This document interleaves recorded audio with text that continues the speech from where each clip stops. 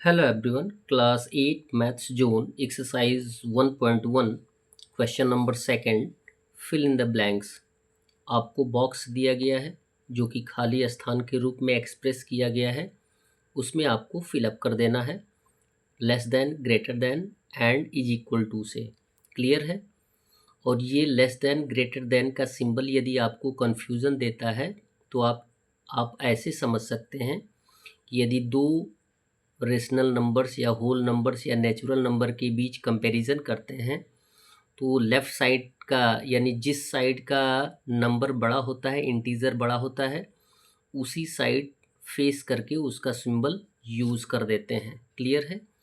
यदि फर्स्ट वाला बड़ा होगा तो ग्रेटर देन का यूज़ करेंगे, और यदि फर्स्ट वाला छोटा होगा तो लेस देन का यूज़ करेंगे, और यदि दोनों इक्वल होगा तो इज इक्वल टू का यूज़ करेंगे। अब दिया गया -4/7 और 4/-11। क्लियर है? अब कंपेयर ये करना है कि इन दोनों रेशनल नंबर में से बड़ा कौन है, तो बड़ा है या इक्वल है। तो इसके लिए सिंपल सा फॉर्मूला आता है कि क्रॉस मल्टीप्लाई कर देते हैं एक के न्यूमरेटर से दूसरे के डेनोमिनेटर से।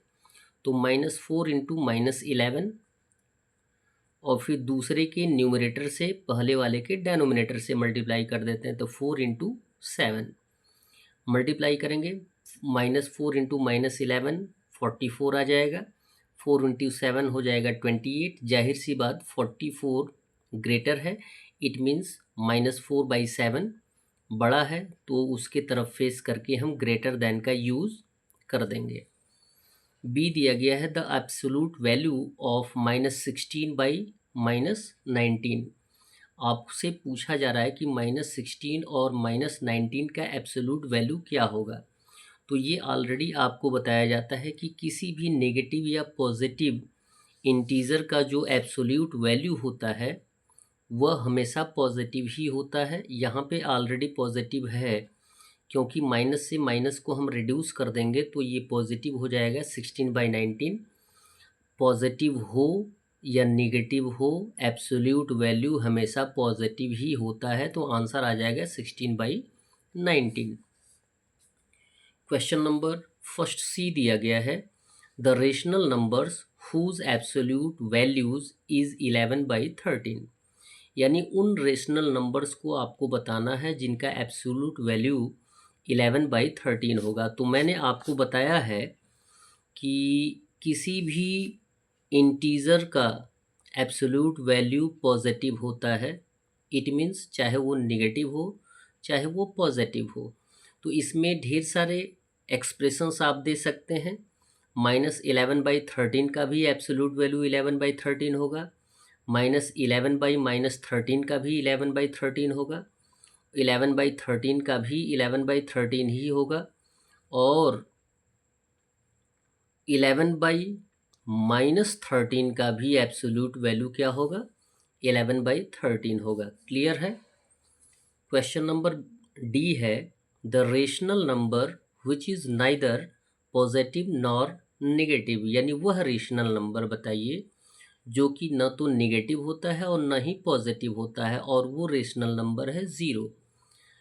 क्योंकि आप रेशनल नंबर का डेफिनेशन पढ़ रहे होते हैं तो आपको ये बताया जाता है कि when we express a number in the form of p/q where q is not equal to 0, that is called a rational number।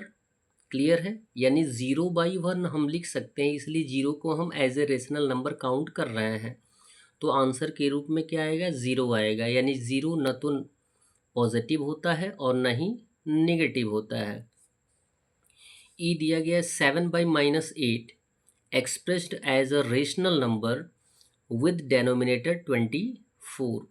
हमारे पास एक रेशनल नंबर दिया गया है 7/-8। क्लियर है? और यदि इसका इक्विवेलेंट वैल्यू हमें फाइंड आउट करना होगा जिसमें डेनोमिनेटर 24 होगा, तो कितना न्यूमरेटर होगा, जैसा कि आपको दिया गया 7/-8। क्लियर है?